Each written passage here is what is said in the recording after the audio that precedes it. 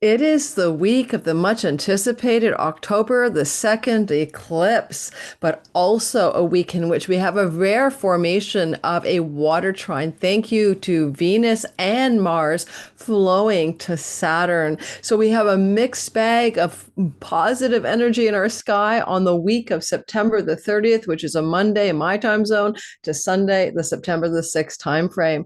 There is a star, Vindemiatrix, sitting right on this eclipse, just behind the eclipse of the sun, which is that ring of fire. And unfortunately, this is a difficult star that has omens and portents and omens around death. Now, we're not talking about you or me.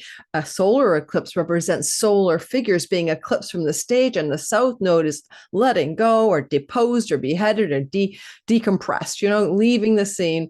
And so it's the world leaders that we're talking about. And when you add Vindemiatrix onto the storyline, she's known as the Widowmaker star, we're going to see something very dramatic likely occur in the week ahead or in the couple of weeks or 3 weeks ahead. Eclipses don't always show their full hand right away regarding a world leader and maybe being deposed, stepping down from power, or the star is actually associated with the word assas. I'm not going to say it. I do not need any more timeout corners on this platform.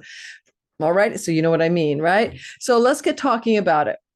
First of all, I am Lori Lothian. I am using the Western Tropical Zodiac whole sign houses. Fixed stars and minor asteroids are my cup of tea. And if you'd like to know more about this kind of stuff, fixed stars and minor asteroids, for example, this eclipse is happening on Maki Maki, a trans-Neptunian who is a creation god to create something new for one's tribe. This is the kind of content that I love to put out. And I do all signs content for almost everything I do. I'm doing an election video coming up with a few other astrologers, S.J. Anderson, Adam Ellenbus, and more. And I would love for you to definitely to stay tuned for that coming out in early October. Cannot wait to talk about it. And in today's video, I will cover what is called mundane astrology. And I would focus on this eclipse in this occasion on a little bit of what's going on in the Middle East and a little bit of what might it mean for Donald Trump in particular, but also Kamala Harris, because this eclipse is occurring somewhere in each of their charts. If you want to know a deep dive into your sign in a 2-hour long video with probably 10 minutes for your sign, check out the video that came out the day before this Monday video, my Sunday deep dive into the eclipse for you.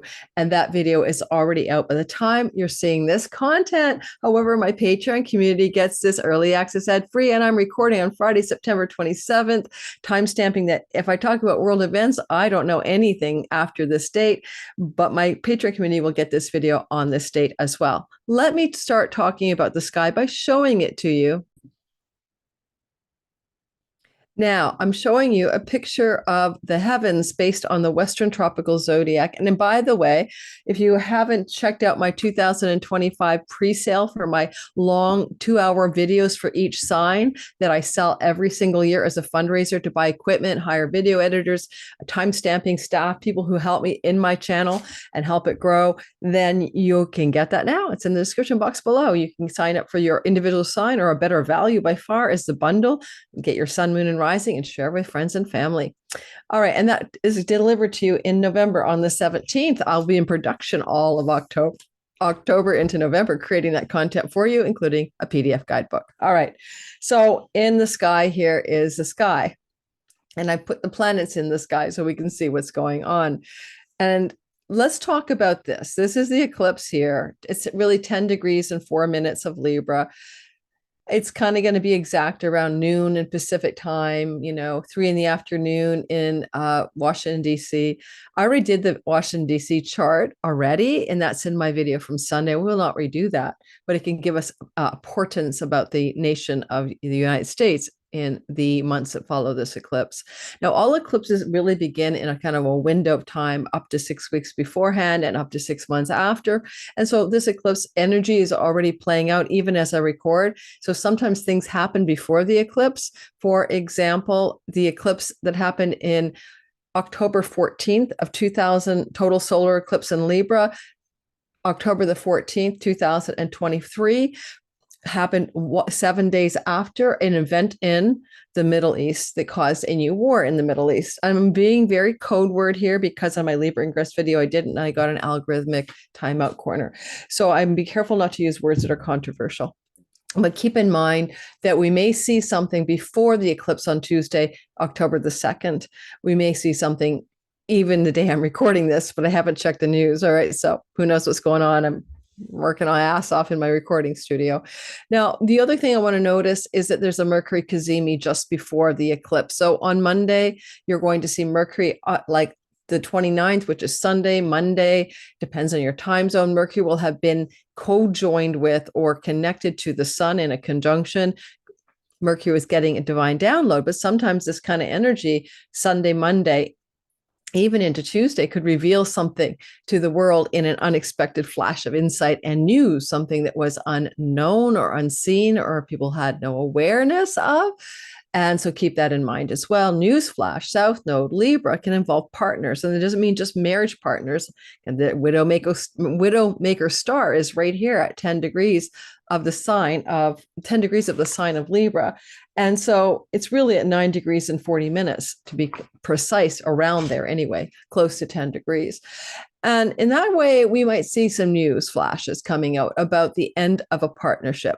So the Widowmaker doesn't have to be literal, right? It doesn't mean like someone's going to be, the leftover of a partner because the other partner dies. And this is not for you individually. This is world events because it's a sun. We'll do your sign as well today after the mundane portion. But I could say something along the lines of, maybe this is about the end of a running mate situation, right? Like JD Vance and Donald Trump, for instance. I mean, let's face it, is Trump still in harm's way? The sky says yes. Algol still on his midheaven, squaring his ascendant, squaring Mars. Multiple reasons why he's in harm's way, if not from foul play, then from a heart condition or a health issue. So we may see all kinds of ways that Widowmaker plays out. All of a sudden, JD Vance doesn't have a running mate. What the heck? All right. So keep that part of it in your mind as a possible way that the sky may show its stripes to us. Now, what else can I say about the sky? In general, let's keep going. We see that Mercury's in the heart of the sun, dispensing news, and all the news is fit to print. I did a video for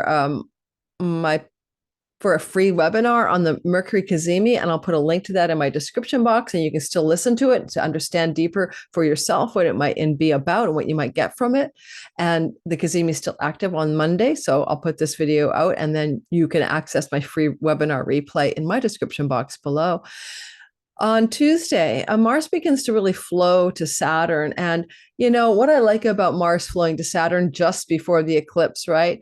And continually to do so. Mars down here, unfortunately, in his detriment, sitting on the sun of the United States of America, just in case you don't know.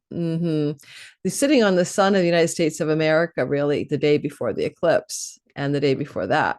So as we move into this September the 30th, which is Monday, Mars is at 14 degrees of the sign of Cancer in his fall. And that's the same place where the United States has the dog star sun in the 8th house of death in the Sibley USA chart. So we see Mars on the sun of the United States, and the United States represents leader of the United States, just as a general principle in a chart of a country. And as Mars is sitting there, he is in a good connection or a flowing connection or a lucky connection to Saturn on Monday. And that's been building up since Friday. And so already as we're here, we've been feeling it through the weekend behind us. And we feel this kind of active forbearance, can do, get stuff done. And on that note, let me just share something about this energy. All right. I'm going to just stop the share because I want you to realize that you felt it, let's say Friday, Saturday, Sunday, Monday, Tuesday, Wednesday, it's still playing out. What is this about? And I want to share something else with you that's very important. I want to tell you that I took Renn Butler's course on the archetypal astrology for twice. I'm going to audit it with him again a third time. It's one of the best courses I've ever taken. A lot of you know I'm always showing you this book, and I'm about to talk about Mars trine Saturn. But he's opening up the late enrollment offer because this class starts on Saturday, and the 28th, the same day my Sky Reader starts, and then he's allowing people to enter his 6-month course or is it almost a year, 6-month course, a little bit late if you want to come aboard. So I'll put the link to his archetypal astrology course down below. It's unbelievably game-changing for me as an astrologer. And what I learned from that, besides the perinatal matrix and how like the planet Pluto, Saturn, Uranus, Neptune are part of how I came into this world and show my disposition at birth, but learned a lot of stuff about that. But I also learned about how my dreams are reflected in the sky. And this is my mind-blowing takeaway. I still only dream journal by looking at the sky and reflecting how it impacts my dreams. And in his class, we analyze people's dreams and we learn to look at the sky as a reflection of our nocturnal dreams. But I just had a dream about Venus with Scorpio. And like I said, I couldn't make it any better. There's a friend of mine who is a producer of TV commercials. So she's like in the production film industry, filming video, whatever, which is Neptune. And she's Scorpio to me because she's also a shaman and a magician like that. So this woman, her name is Marcy, is emblematic of both somebody connected to a Scorpio Neptune, which I have in my 10th house Scorpio as an Aquarius rising, and someone who's got that sort of witchy vibe, of a Scorpio female sorceress.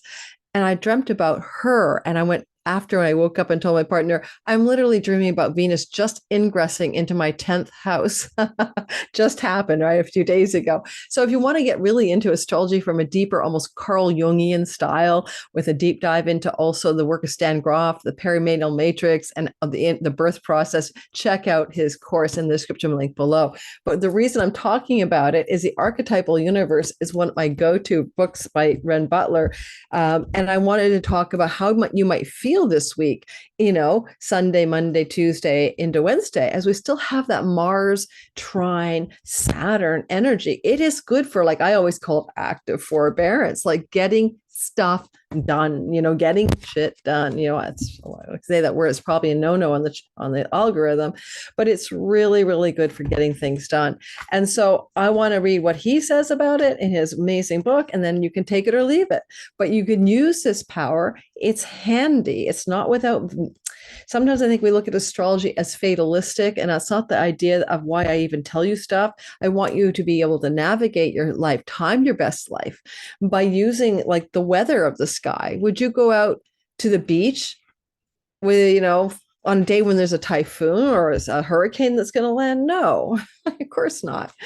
All right. Or would you dress up in your rain gear on a 90-degree sunny day? Of course not. So astrology is guidance. Mars Saturn section, I just want you to tell you, is a positive flow called a trine. They're lucky that the nature of Jupiter. Focused and disciplined action, says Renn Butler, deliberate and determined outputs of energy, qualities of hard work, persistence, and the capacity to complete projects, active forbearance.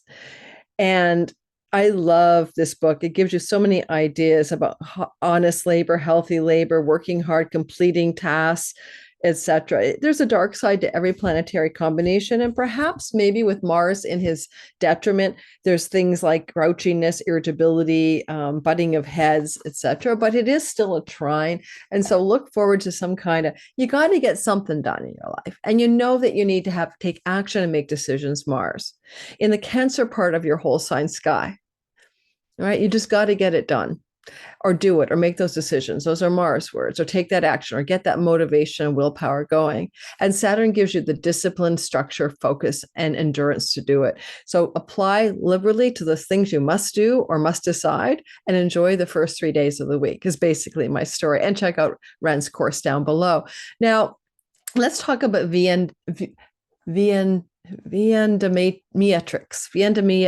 okay, the star, because it is right on the sun and the moon. When the moon and sun are together and there's a ring of fire eclipse behind them in the sky, is going to be this star that has a lot of negative associations with it. Now, if I was to take one of my books that I like to use, which is it Oscar Hoffman? No, we're going to take this one, the Star book. Little book of fixed stars by Elizabeth Hazel. She has a short little write-up. And this is not where I'm going to go because the bigger one's coming, but I do like the way she phrases stuff.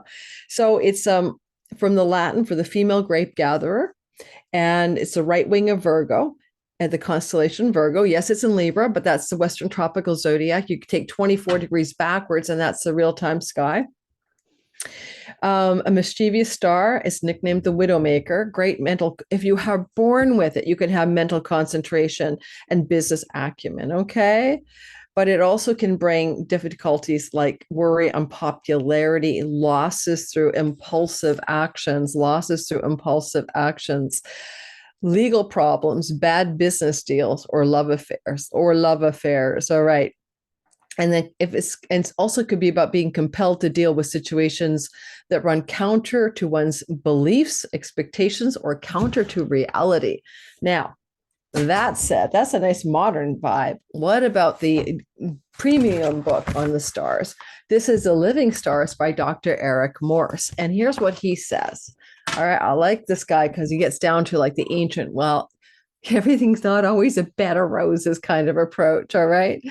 So he says this, and please bear with me because I'm not telling you this is about your life, that we're talking about world leaders. For example, the nation of I in the ME part of the world is a Libra rising. That's why we had a war start there last year, because an eclipse happened on their ascendant. This is also a star, the Widowmaker, near their ascendant. It's also Kamala Harris, who has her sun in Libra. So this is in the place of her ascendant.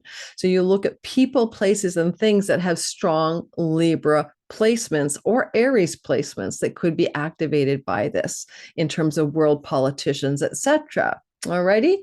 So here's what he says, and I'm going to show you Kamala and Trump's chart before we get to your sign so we can see how this eclipse may impact them.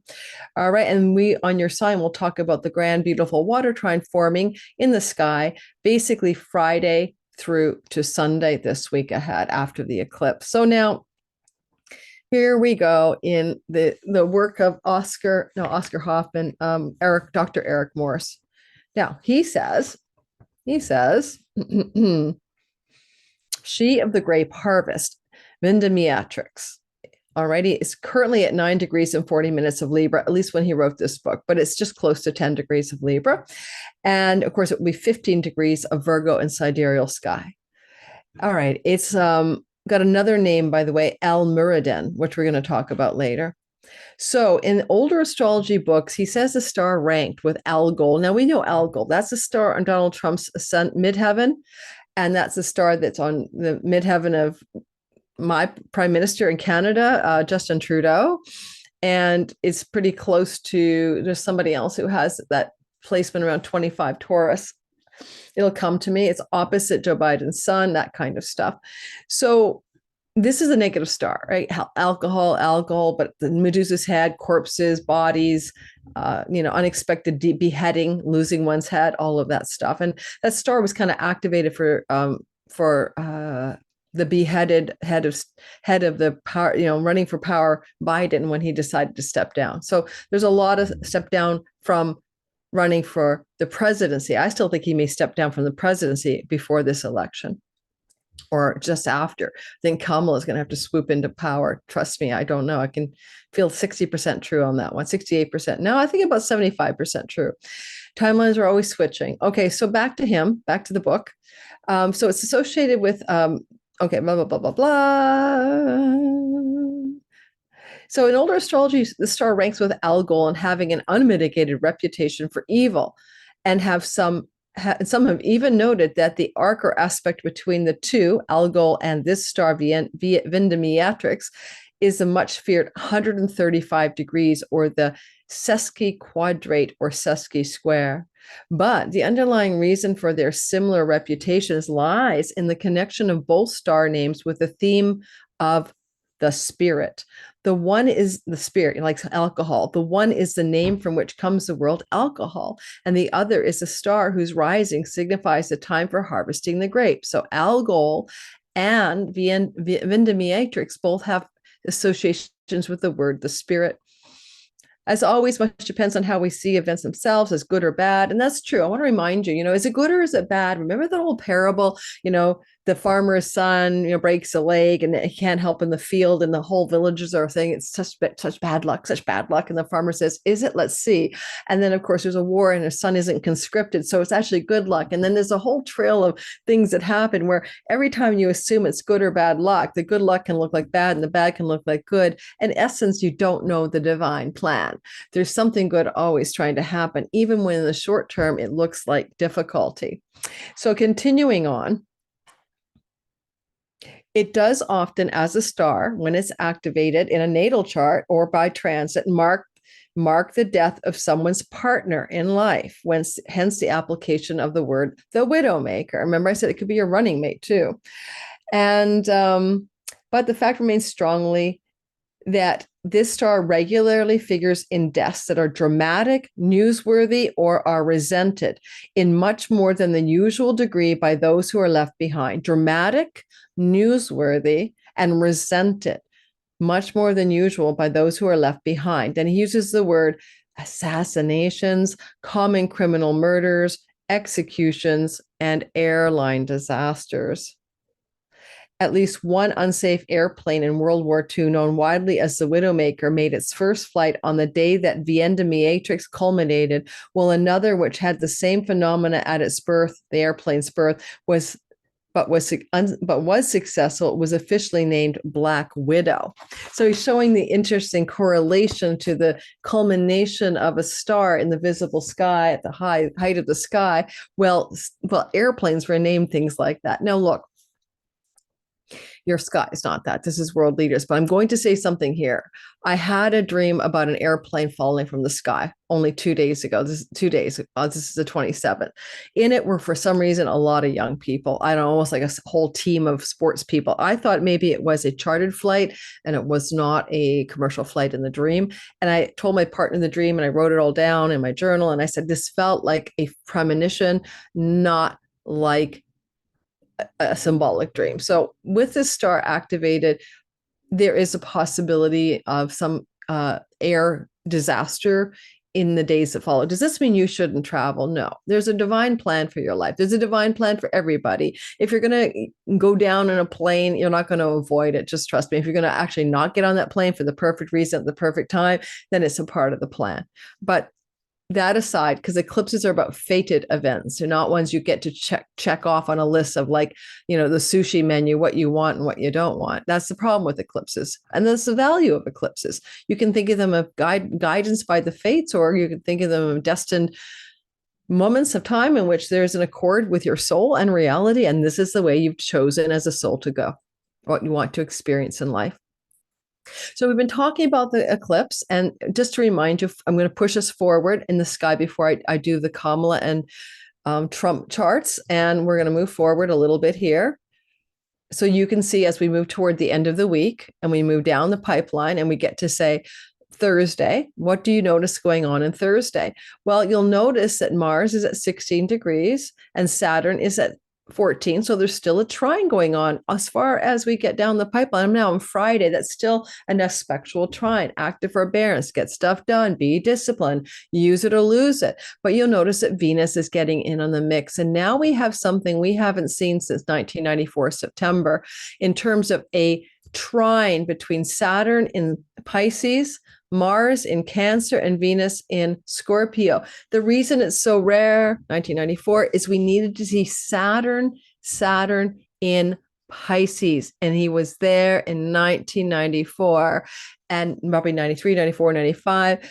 And this is the last time. It was September of 94 that Venus was flowing to Saturn and Saturn was flowing to Mars. And this is a powerful, positive indication of a place where we can individually and collectively find luck, success, and a measure of goodness.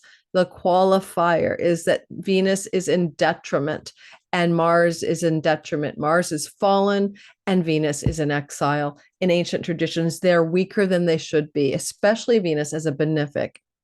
And she's a manager of the eclipse next door. And that could indicate, though, even though this is positive, it's good but not great. It's bittersweet. There's some kind of positive, successful energy playing out post-eclipse that still is not great, but it's better than nothing. We'll take it or leave it. Now you'll notice that Mercury, as we move down the pipeline too, Thursday, Friday, becomes square to Mars. Mercury is a news god. Now, I made another video about this. I believe it was my Mercury in Libra video, and a Supreme Court justices dying or stepping down have been associated with cycles like this one.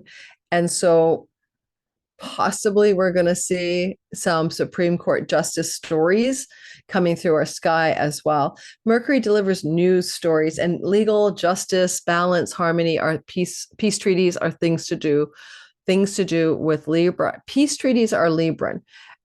Equanimity, balance, harmony. So are the scales of commerce. And so there's things to do with the markets, the stock markets, peace and peace treaties highlighted in a very dramatic, intense, and challenging way. Well, Mars is still pretty close to the United States sun, and this Mercury is pretty close to the nation of Ai in the Middle East ascendant.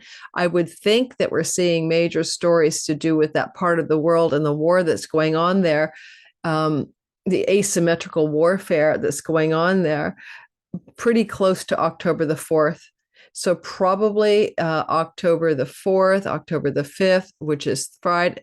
I would go Thursday, Friday, Saturday. We're probably going to hear some big news stories about that situation in that part of the world, but also about maybe a leader, a world leader, or a judge. And I didn't tell you this, but Mars is traveling with Libitina, the asteroid of funerals. And we all expect Jimmy Carter to pass. He's pretty old. He's 100. He's in hospice. And it could be that. All right. It could be that. But it could be another world leader passing as well. And Mars doesn't go gently into that good night. This is a square.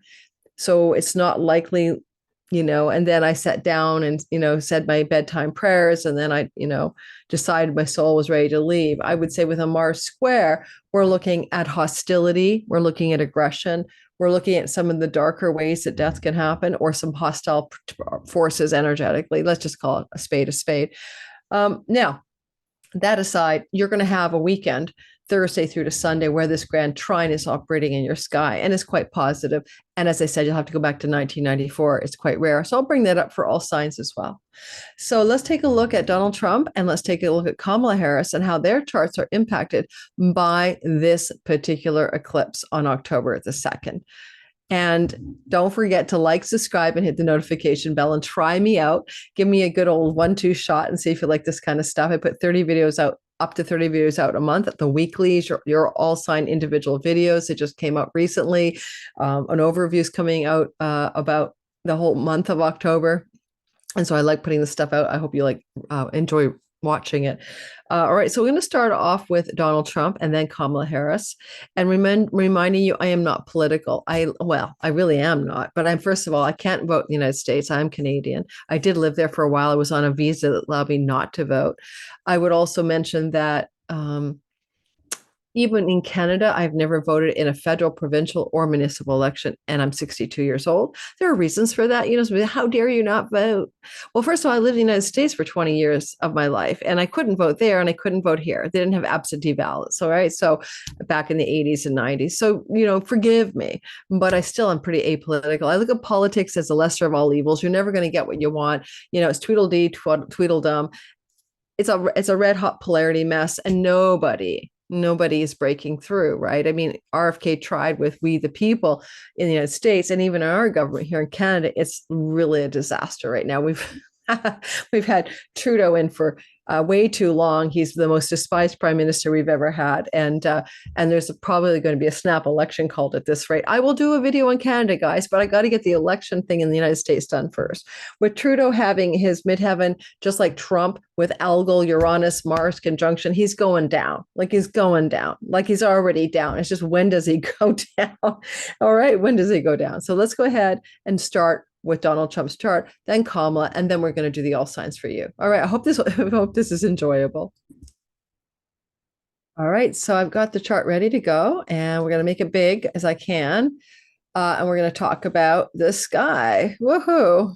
Get out of the way. Okay, so bottom line here is Donald Trump is in the middle, born June 14th, 46 at 10:54 a.m. in Jamaica, New York. And then on the outside is the actual eclipse in Washington, D.C. of October 2nd, 2024. Now, in the sky with this story of an eclipse, you're going to notice a few things to do with Donald Trump. First of all, when he was born, not only did he have his ascendant co-joined with Mars, but also the asteroid America. And I have to always remind myself of that because I always forget it. And funny enough, not only that, but there's the asteroid Apollo, the sun god for leader, is in this little bit of a chunk of his real estate as well. There's his midheaven. As you know, Uranus is now up here in retrogradation.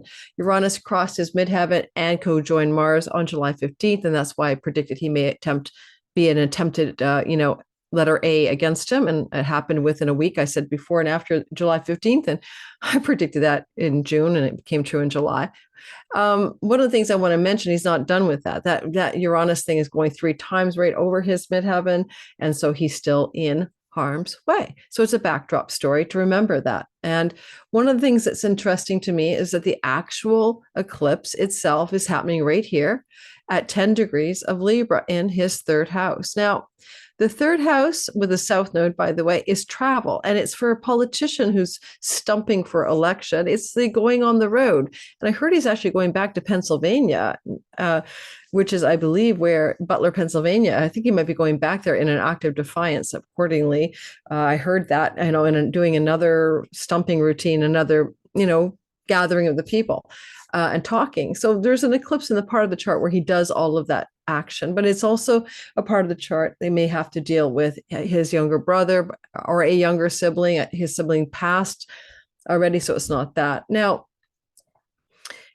for him, an eclipse here, right, isn't particularly disabling because it flows to his ascendant in what we call a sextile, whole sign sextile. But it's still a south node eclipse, which can bring loss, and it's ruled by Venus.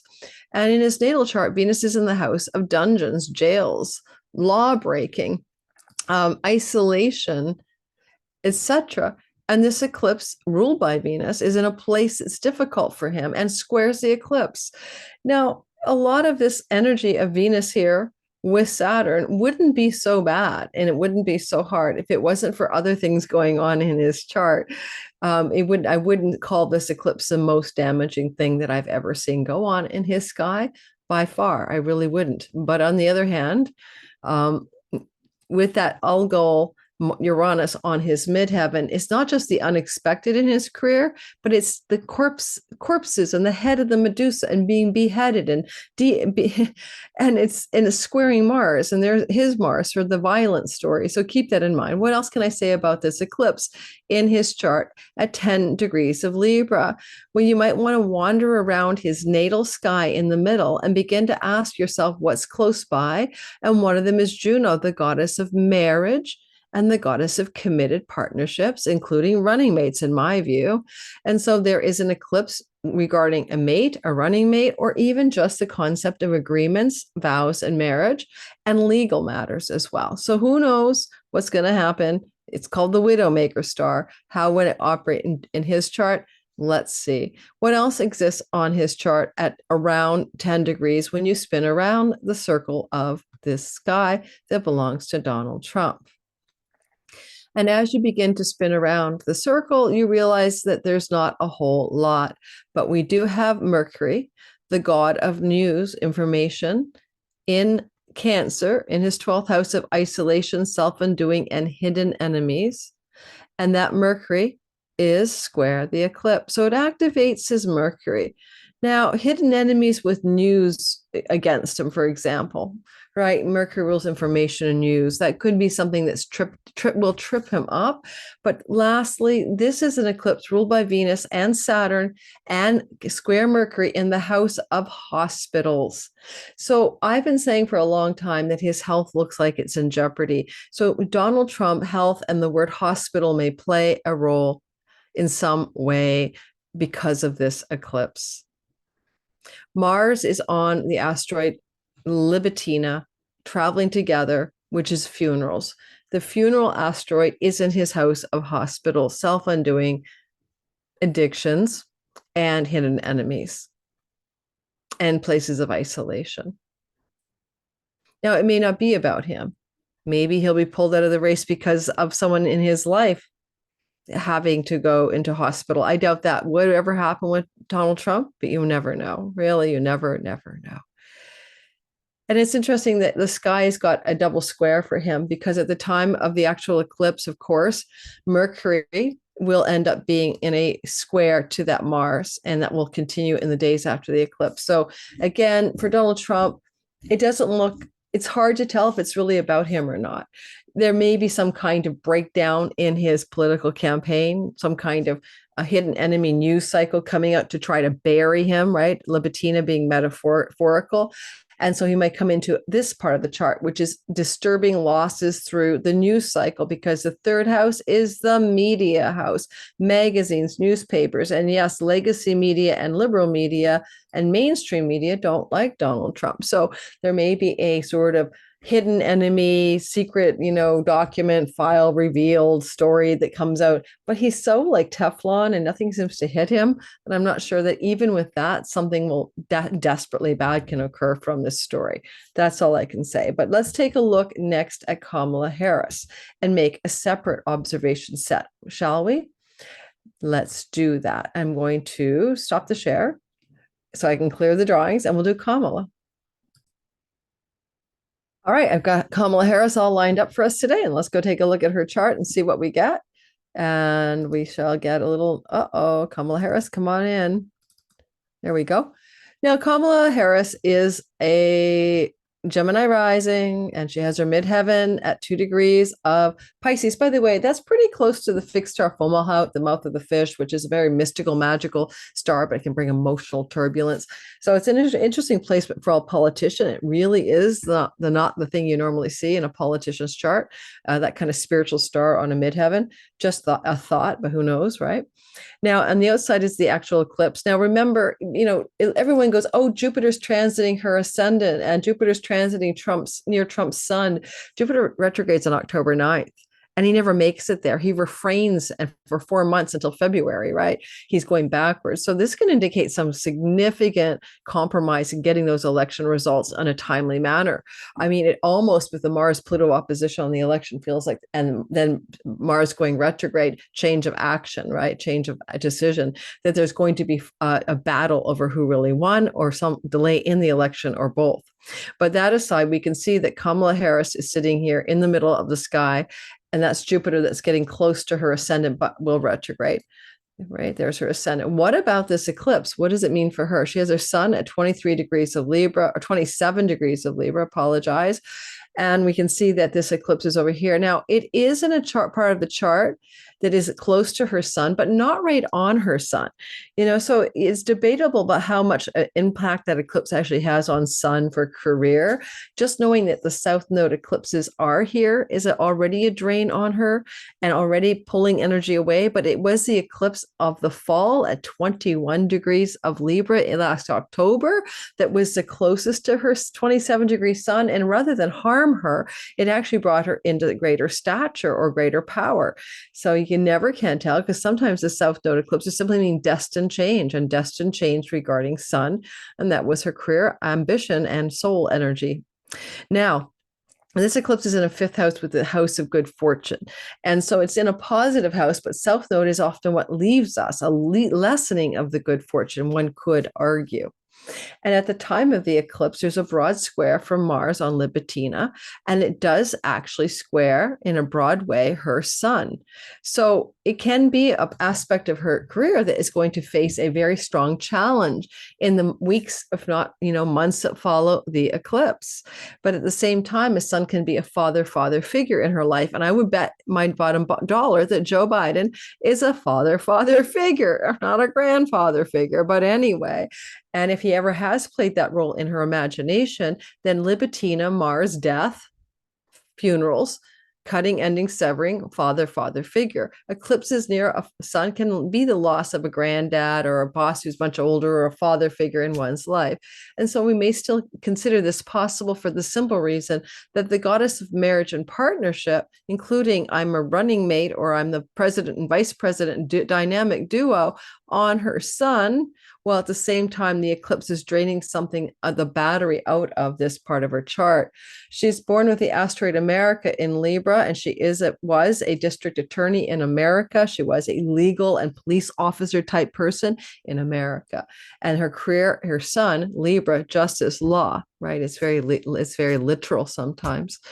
And what else is going on for her on this eclipse? What is close to the 10-degree mark if you spin around her chart and start looking? And reminder, there was a Uranus infused, oh my God, Uranus squared on Algol, or Uranus Algol square to the Aquarius moon that happened here on her Saturn, indicating lots of turbulence in the top of her chart close to that midheaven. Okay, but what else was I going to say? What is at 10 degrees? Like you spin the dial, right? Anything close to 10 that might get impacted.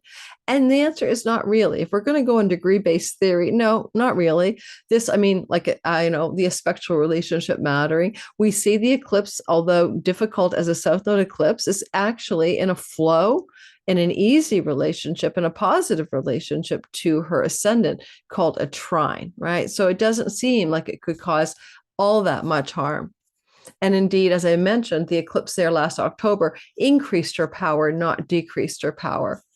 And I'm not pro Kamala nor am I anti-Trump. Keep that in mind. I'm just reading the sky. That's all. And I'm only using the traditional aspects. I'm not looking at semi-sextiles or inconjuncts. I don't use them. So that's why I'm not talking about them. And finally, at this part of the sky, she has 10 degrees Juno in the house of significant others. This would be mates, running mates, and other people she has contractual agreements with that are destined South Node. One is her husband. One is her running mate in the election, Tim Walz. And one is her current partner. She's the vice president to the president.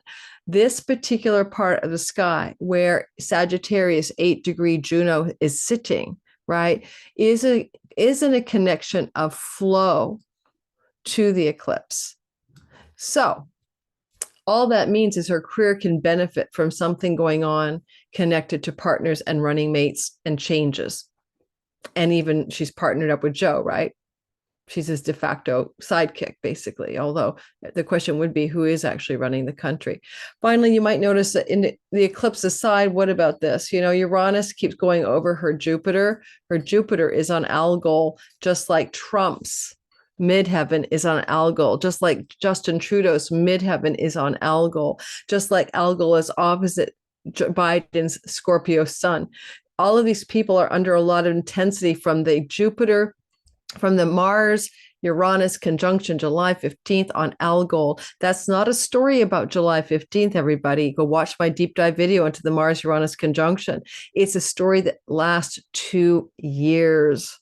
And so her Jupiter in the 12th house of backroom deals and negotiations is actually being activated by Uranus still.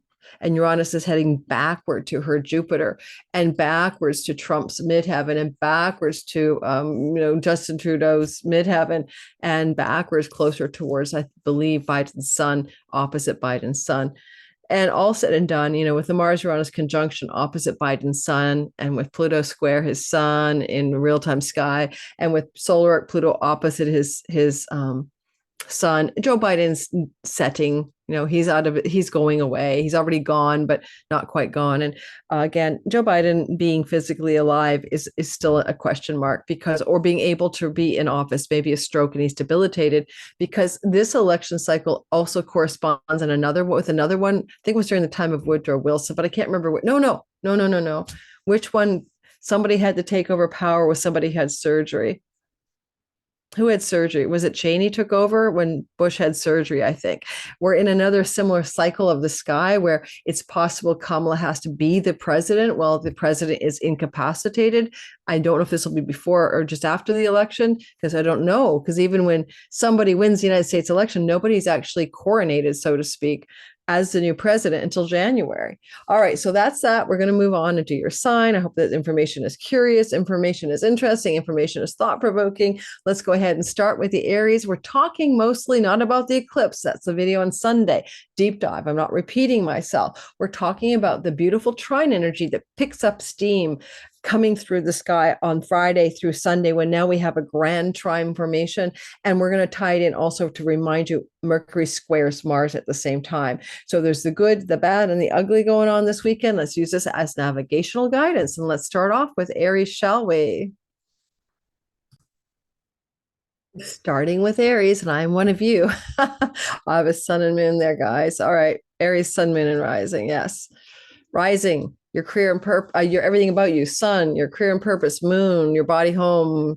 I repeat this every time I do a video, but you can listen for all three. Rising is often more accurate, but all three are good. Sun signs are pretty good for most people as well. So here we have Aries sun, Aries moon, and Aries rising. We're looking at this story of the week ahead. I'm focusing on the trine. Let me move us into that energy of Thursday through to Sunday, when this trine becomes much more active. Let's just go a little bit forward into the zone of, you can see the triangle in the sky. All right, that would be here.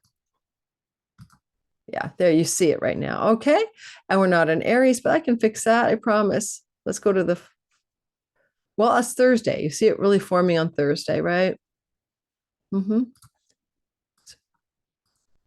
Aries, this beautiful triangle that we're seeing in the sky that you're feeling Thursday through to Sunday, this is beautiful because it allows from area of your life to move into a state of flow, ease, grace, and a kind of sense that things are just gelling for you. I see water trines independent of anything else, I kind of always think about where we need to let go of our grip on things mentally and not be so analytical and just allow things to move in a more graceful, receptive, and intuitive way. And the way you should do that, or may do that, is regarding your spiritual life, your spiritual awakenings, your moksha, your liberation, houses 12, 4, 8, but also matters to do with money that you don't earn directly. Unearned income is your 8th house. I call it chunky money. And that's where Venus is sitting. And she's the one who's really pivoting into this triangle. And she'd be kind of saying, well, you've been working hard ever since this week before. I mean, ever since Mars started trining Saturn, and you were disciplined, enduring, hardworking. Literally, we could say, we could say like September the 28th through to this moment. And now we're moving into this flow where now you get the benefits of all the hard work. And the benefits of the hard work are Venus in this money house. Now, really, it could be anything. I mean, this is legacy wealth with a funeral, and there may be an unexpected loss of an elder in the family, or someone you consider to be old. Don't forget, we have a solar eclipse on the early part of the week, a south node, let go, let God, about a father figure, somebody from your past, or somebody you could even have an aged ex-husband, because this is the house of marriages. A Saturn retrograde exalts the marriage house. You could have a former partner from the past, bequeath you money, pass away. We're looking at elder energy with Saturn, or energy from the past. Now, chunky money can come through a tax rebate, an insurance payout, a stock popping off on you. This is not bad for some positive developments around real estate, property, and financial gain in that regard as well. Maybe you can buy a house for a deal or sell your house at an amazing price. Also good for refinancing credit card debts, mortgages, and paying debts down as well, especially because Mercury likes to find balance in commercial endeavors, and he's the ruler of your house of debts. And so you're going to kind of strip away, let go, release a debt, perhaps. Now, I'm not talking about the eclipse in any detail because it's in deep dive in my Monday video. My Sunday video is already out. So we're just going to kind of close our eyes about this and talk about the trine. What about Mars, Mars, though, in a square to Mercury, what would you do with that? Well, there could be some unexpected news around legal agreements, contracts, or some difficult news regarding contractual vows and agreements with a significant business or love partner, with a client, audience, marketplace, or with something to do with home, property, and real estate, or rental agreements. And if there's a breach of agreement, break of agreement, change of agreement coming off of the sky as you move through Thursday to Sunday, trust the process, trust the universe. Nothing is happening without your soul's permission. This is also attended by a beautiful grand trine at the same time. It's not all bad. It's not all bad. And technically as well, Mercury rules the house of pets, and a pet may pass, and you may, Libitina, want to bury the pet in the garden or have a home-based funeral service for the passing of a pet sometime during this week ahead, more likely after Thursday through to Sunday. And yes, animals pass. They are people like us, and they do have limits to how long they be alive. I know people always get so upset when I mention a dying pet, but Venus is in the house of death. And anything else I want to tell you about this week ahead? I mean, it's the last time you're going to have Pluto in that 10th house. And we're going to be talking about Venus sextile Pluto in the week that's coming up, which is not yet. But when Venus is sextiling Pluto, it's a gorgeous energy around mid-October. So get ready for that. You're going to enjoy that. It's going to be really good for your finances and your career. And this is about all I've got. Good luck with the week ahead, Aries. I'm sure, like my sun and moon are waiting for it. It looks more good than not. And of course, you're getting a lot of eclipse turbulence running through here. You know it. You know it. And that's why you're going to watch the video on my Sunday video to see what this eclipse story is doing for you in primary long-term love, business contracts, clients, and audience, right? You're going to go get that video and watch yesterday's video, which I probably spent like 15 minutes per sign. It's such a long video. All right, moving into the next sign, which is the sign of Taurus, sun, moon, and rising sign. Well, guys, this is not so bad, right? This is all about, first of all, the eclipse opens here in the house of work on Tuesday, and you might want to look at that video put out on Sunday to understand more about that eclipse. But what we're really focused on is Thursday to Sunday. We have a beautiful water trine opening up for some harmony, flow, ease, luck, grace. And it's kind of like the way you can ride the river of success rather than have to, pilot it, just let, inner tube through that late part of the week. You've been working hard, like from September the 27th on till about October the 3rd, you've been disciplined, focused, hardworking, grinding, getting through stuff you had to do and decide, like a marathoner. Thank you, Mars trine Saturn. But now you're moving into a time of ease where some goodness and rewards come through Venus. All that hard work that you've been doing in matters to do with your work and career gains and colleague, coworker, and maybe commuting or things to do with your social media life or travel.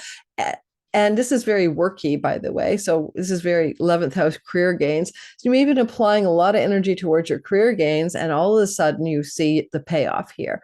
Venus is going to go, oh yeah, Thursday through Monday, let's have more positive relationships with our business partners, our clients, our customers. Let's have greater ease, flow, grace, and luck through our significant marriage partnership.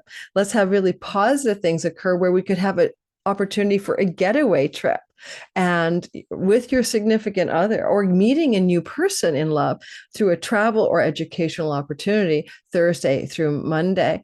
And with the square also happening, there's the bit of the grit with the grace. And the grit is here. Mars with Libitina, something must come to an end and rest in peace. And then this is the house of pets. So again, some signs will experience the possibility, Mercury's news, eclipse is letting go of a pet, and they may be having to travel, to see the pet, or maybe there's something, well, your pet hopefully lives at home, but Mars is in the house of travel or local neighborhood. Maybe it's a local neighborhood gathering and paying respects to the pet that many people love. Possibly with Mars in your third house as well, there is something going on with a debt and money situation connected to a neighbor or a sibling, one younger than you, that you're having to deal with, or something to do with debt and local businesses, maybe indicated here, and some kind of crisis or decision or action plan must be taken. Mercury's in the sign of contracts, legal, and verbal, agreements. I mean, it's Libra. And you may have to make a new agreement, sign a new document legally to do with debts. And there's a lot of intensity. You might have to drive somewhere to sign it, to the judge's office or the lawyer's place. So that's very practically what may be going on for a Taurus Thursday through to Sunday. Ultimately, though, if you want to travel anywhere, you do have the flow to Venus in the significant other house. And some of you will travel for that reason, with a partner, with a love partner, with a romantic partner, that kind of thing. And Saturn at the top of the sky has been having you grind away and making your social in work, but your social life feels constricted and constrained, and it doesn't feel as much fun as it used to be, and you're pairing out the dead wood of your friends. But there's something that also lights you up. So Thursday through Sunday, there's a big, nice, light, bright spark in the house of social events and connections to friends that bring a real stability to those friendships that may have been missing.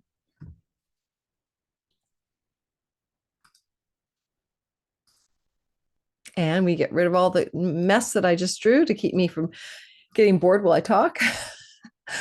Gemini, sun, moon, and rising sign. So first of all, don't forget, you've been working really hard, active forbearance and super discipline since maybe the 27th of September with a Mars trine Saturn.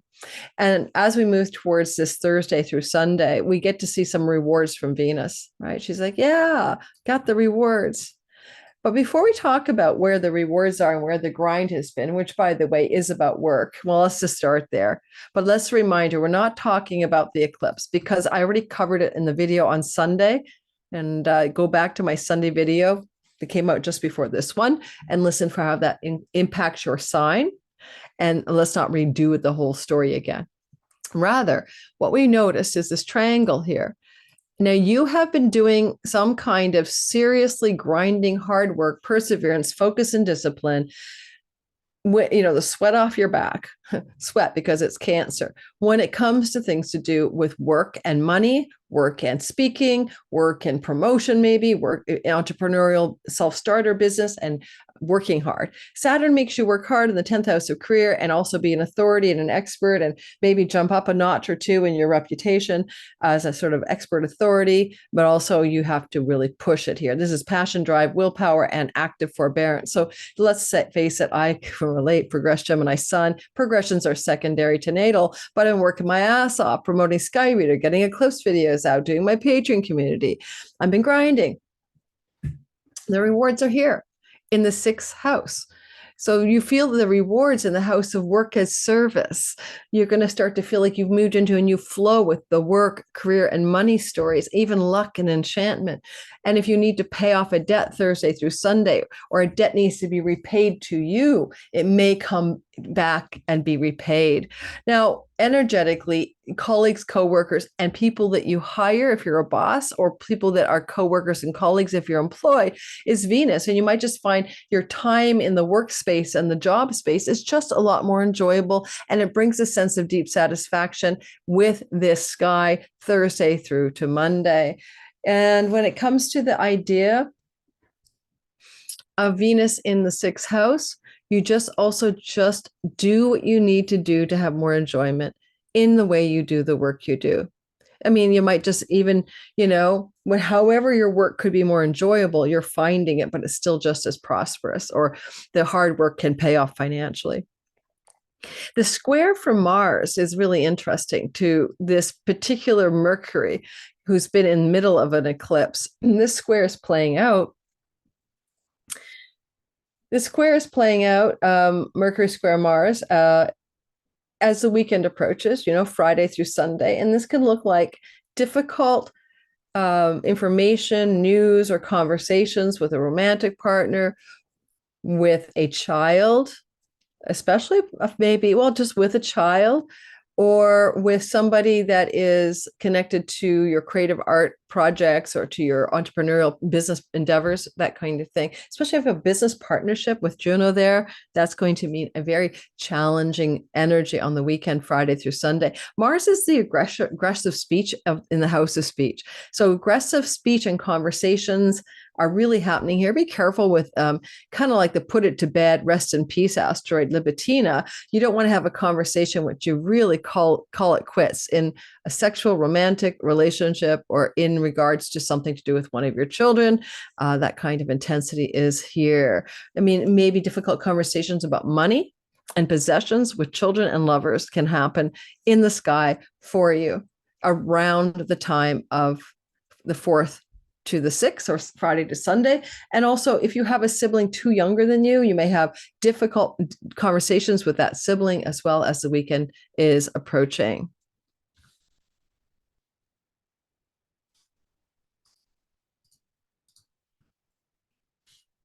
Now, if I had chocolate in the house, I'd go for a chocolate break, but I seem to be having a deficit of chocolate in my life. I am on the AIP protocol. Give it a try, guys. All of my achy bones and arthritis have just evaporated within a week, and I've been on it now for almost 4 weeks.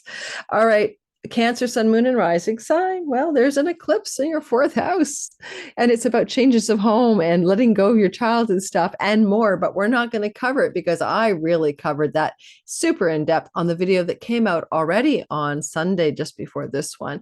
Rather, we're talking about the trine primarily, and then Mercury square Mars. So, I mentioned earlier, you have to go back to 1994 to find this trine in action, September indeed of 1994.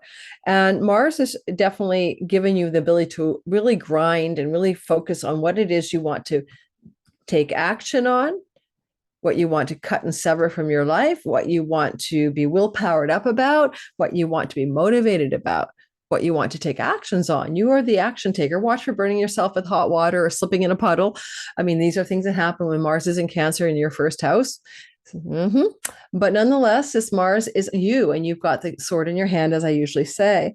One thing I know is that you also are ready to like funeral up here. I mean, you're not going to die. You're okay. What I mean is the god of funerals is with your decision-making power, and what you want to like bring to a terminal end is something you've got up your sleeve right now. And as we go to the end of the week, like Thursday through to Sunday, you start to feel that your emotions might be very much involved in a very gracious and grace-filled energy. You're kind of flowing because you've been working hard with Saturn things, faith, God, trust, legal matters, visas, passports, higher education, and book publishing matters. You've been focused on getting some kind of stability up here and some kind of authority in this part of your life. And then you've also noticed that you have now the rewards that Venus brings as she makes the triangle happen. And she wants to reward you with good outcomes regarding your children, especially the firstborn, good outcomes regarding your sex and romantic life, your creative projects, and your entrepreneurial businesses. And so all of a sudden there's a payout or a payoff. Now there is the house of good spirit here, fortune, I mean, and that's a lottery house. And this is a house of governments that have lotteries. And so government lottery wins may come into your story as a result of the sky. And it may come also in a connection to a sibling elder than you by one up. What about the square to Mars? Oh my goodness. Well, Mercury and Mars are in a very difficult angle here on the weekend, Friday through to Sunday. Mercury brings news that may be difficult, connected to family of origin, mom, dad, people you grow up with, or matters to do with home, contracts, agreements, and some information or news that is coming up, maybe to do with letting go of a contract, like a legal contract, a rental contract, a property contract, or a vow that you took on as a child that you don't even know you did. Like, I will never be a bad person by being, selfish, whatever. Mars is squaring from the house of you, though. And so you got this, like, you're ready to axe it, man. You got the knife, the sword, the axe in your hand. You're good to go.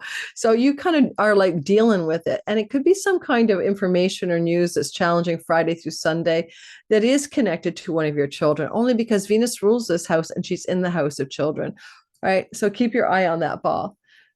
Okay. But nonetheless, the ultimate outcome is a big trine, but there is a grit and grace. I should call this the week of grit and grace. I'm going to write that down. Grit and grace. I like that. Grit and grace. Yay me. There's a little bit of water under the bridge. Amazing grace with a bit of grit. You could be telling your kid to leave the home. or there's a tension because your child wants to move into the home, or there's money tension with the child. Those are the themes I'm seeing, especially given that Saturn is the owner of the house of shared resources and money that may be connected to someone else. All right.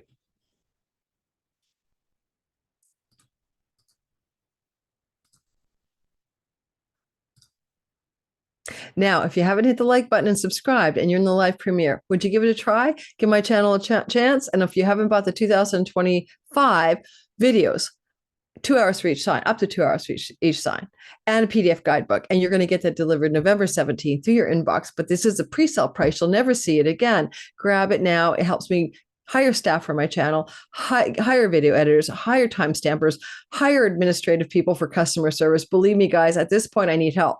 So if you want to give me a hand by helping me grow my business and channel, you can get that gift from me at a price you're not going to see, and it never goes on YouTube. This is private content only. I'm just going to take something like a chocolate break, and I'll be right back. Well, in lieu of chocolate, I had an apple and some prunes. Let's get back to work. Now, guys, some people are gnarly all over my comments for something I said about the C virus that went through the world and the pandemic that happened. And all I said or didn't say, I don't know what they think I said. I didn't discount that there was such a virus and that something happened. I also know that I was completely fine with it twice, and I did not take a procedure that was medically questionable. And I also know that some of us think that it was engineered in a lab, and that seems to probably be true, and that probably that there was either overreaction or whatever, and there was a lot of money made on a unsafe procedure. And finally, what I do with my body is totally up to me. But I didn't say there wasn't such a thing, and it didn't harm certain people, and comorbidities and overall health mattered a lot, especially weight, especially tons of comorbidities that made it way worse. And death rates were variable around the world. And some of the lowest death rates were in the countries that took the least precautions, or the countries with the youngest people, like in Africa. So enough of that. I'm just done with people trolling me on that, and I'll continue to move on. Sorry for the commercial break. Cancer, sun, moon, and rising sign. Cancer, sun, moon, and rising sign. I think we did you. We're moving on to the next one. Leo, sun, moon, and rising sign. So what I have for you guys is that you've been working really hard, and you've kind of been grinding since September 27th with active forbearance, super discipline, and getting things arranged and organized regarding your finances, most likely because of Saturn up here in your 8th house of the money you share with your spouse or your children, or investments or taxes, and things to do with Mars, what you're working on behind the scenes, home alone, quietly in isolation. However, both of these places of intensity or flowing energy of good grinding work and discipline connect also to matters to do with your spiritual life and your inner life. And so some of this might have been inner work processing. Now, we do have that eclipse that comes up, of course, and I'm not covering it here. Go check Sunday's video, but it's big changes in third house matters. What we need to notice is the end of this week, we have flow.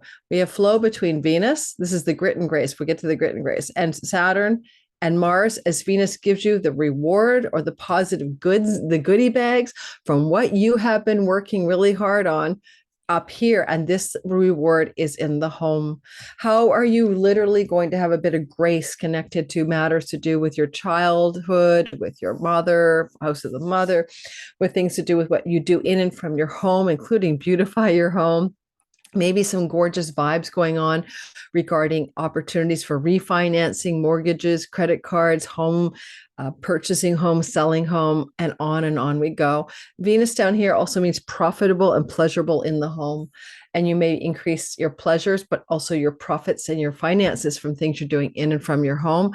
And if you make money across long distance foreign shores and seas because you are international, digital income earner, for example, or you work for an international company and from home, this is a nice sweet touch on Friday through to Sunday. Actually, Thursday through to Sunday, when this grand trine, not seen since September of 94, blesses you with some grace and good ease. But what about the grit? And the grit is, whoa, Mercury is squaring Mars, and Mercury is in your third house. Your third house is a sibling, one younger than you. Mars is in the house of hospitals. I don't hope this happens for you, that there's news of a sibling younger than you in a hospital setting. But the other energy could be that you have unexpected changes or difficulties or conversations or intensity around travel, and that there's a need for you to travel. And the only concern I have is that because Mercury and Mars are in a square, there's like sandpaper here. It's like and Mars is fallen, and travel can fall, and travel plans can fall apart.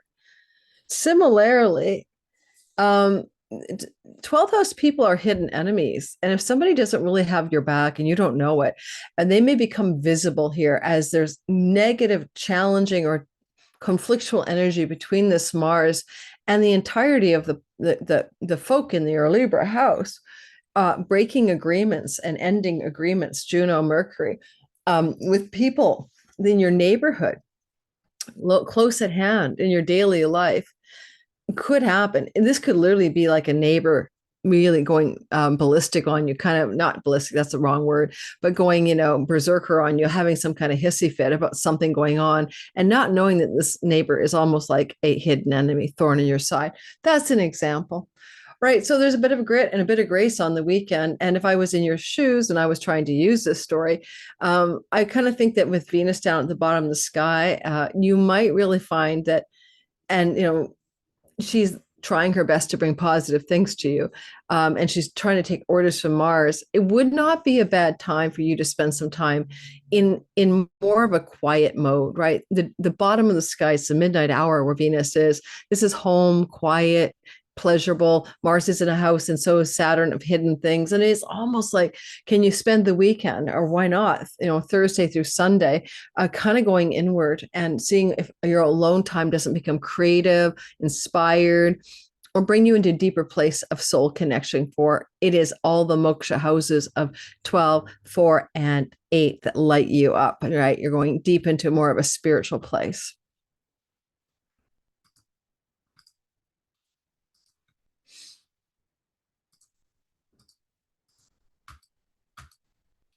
Virgo, sun, moon, and rising sign.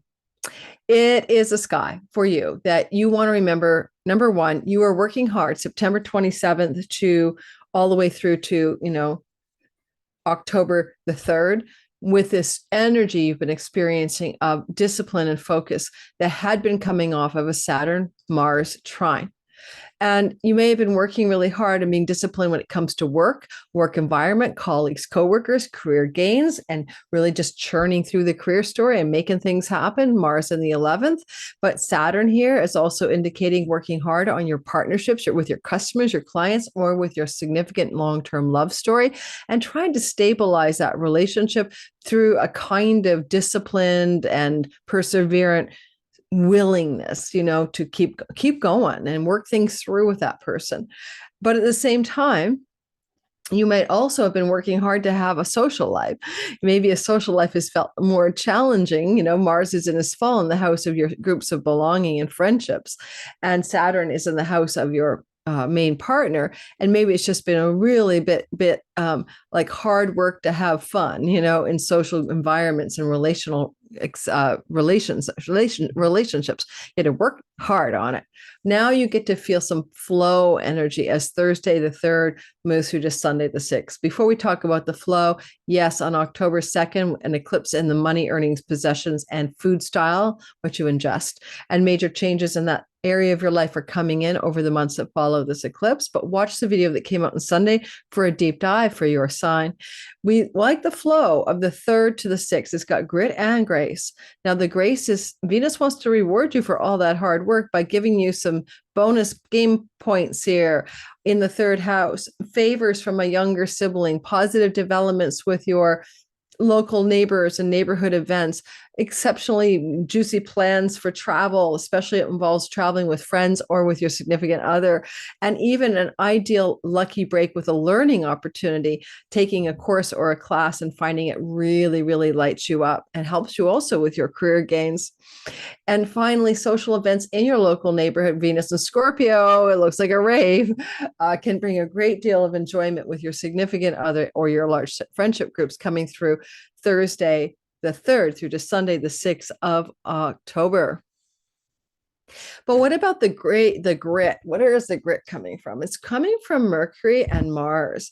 There may be a really hard conversation that needs to happen with an elder sibling, one above you, or with a friend in your social groups, or some kind of difficult conversation with a colleague or coworker. It may have to do also with finances. Your financial possessions belong to the second house. You're trying to find balance here. It's always that way for you, Libra. There has been an eclipse here, and there's some changes. Now, with Jupiter in your 10th house, I don't see a failure to succeed in your career or work, but there may just be some kind of really intense conversation around possessions, money, earnings with a sibling, one older than you, or with a colleague, coworker, or with a friend. South Node, Mercury, be careful that conversations don't lead to exit strategies that you don't intend, with friendships having a blowout, because we do have the asteroid Libitina. Or you may hear about some financial problems with a friend or for a friend. Let me know how that goes. Yeah, just having Mars Libitina in the 11th house could be like a friend is going to be at a funeral and you hear about it, or your friend is, telling you about a funeral. Who knows? But on the other hand, what's the square to Mercury? Mercury's like, Mercury's your ruler, right? And he's in your earnings, money, possessions, and savings house. But I'll give you an example. If you're trying to let go, South Node, of something you eat or drink that you shouldn't, maybe you have a blowout with an elder sibling or a friend. They're saying, if you don't stop drinking all that wine, I'm going to stop hanging out with you. So look for difficult conversations emerging with those types of people coming through the 4th, which is Friday through to Sunday the 6th.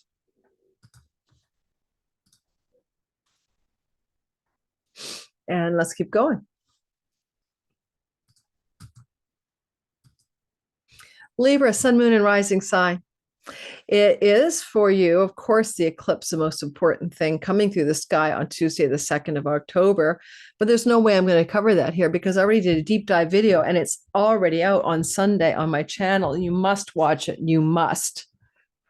Because you're the sign that's really the most impacted. So keep that in mind. Let's not go back and do it all again.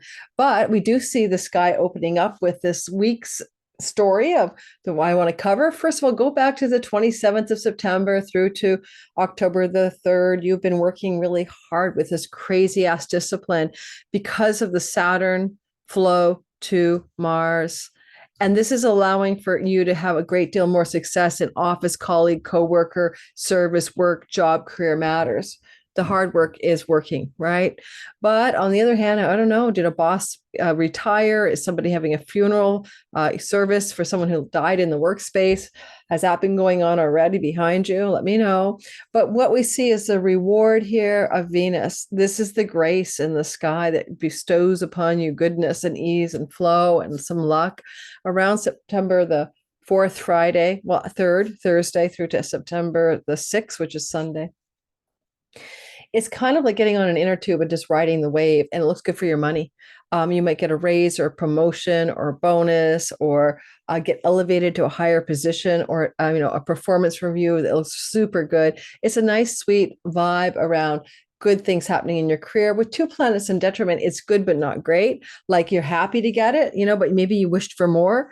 Maybe it comes at a cost, like bosses love you and they want to have you, I don't know, work in Siberia, but you're going to miss your family because you're busy in Siberia. Jupiter is in the house of foreign shores, exalts your house of career. And some of you may have a lot of travel involved in your work, and it may actually be not, even though it's successful, it may not be wanted always, for example, right? So the other thing about Venus here is she is enhancing your speech, enhancing your what you value, what you desire, what you want to eat and ingest. So with the Saturn trine to Venus, if you've been trying to get something under control in your diet, this is going to be the time in which it happens easily. And that is, again, like you're really feeling that Thursday through to Sunday, and you could probably really constrain and restrain your food style to something much, much better for you. We have the grit here, and that is Mercury, the god of information and news, which is in your sun, sign, or moon placement, right? Rising sign. So you are the ideator, communicator. You're the one with the speech or the contract or the agreements or the thing that needs to be spoken or talked about or emailed or phone called to someplace, someone, somewhere. And it squares Mars. It looks like something to do with a father figure, someone you look up to, a superior, maybe a boss, or maybe somebody in the workspace. And you're having this difficult conversation with them, maybe Friday through Sunday, or there is a kind of breakdown. Mars, a Libitina, death, asteroid, a breakdown of some situation in the workplace. Now, you may just be hearing about something or offering an idea into the workplace, and it may not be as much as a conflict as a change. Mars just rules change. And so there's a change in your work, and you may be negotiating in your contract because Juno and Mercury mean contractual agreements together. And so you may be negotiating in your contractual agreement coming through the sky Friday through to Sunday, or pondering it, thinking about it with the Mercury in the first house. Do you really want to change it? Because it looks like a career glow up. There may be a cost. Success at what cost? I mean, with Venus in detriment here and Mars in detriment, is this cost the right cost for you? Is it or not? So this is where you'll think about it, ideate about it, maybe over the weekend. I still think it's a trine, and I don't care about the planetary, dignity as much. I think it's still good for you, right? The whole sky's filled with planets at a dignity for the world at this time. So we're all feeling it. We're all feeling it.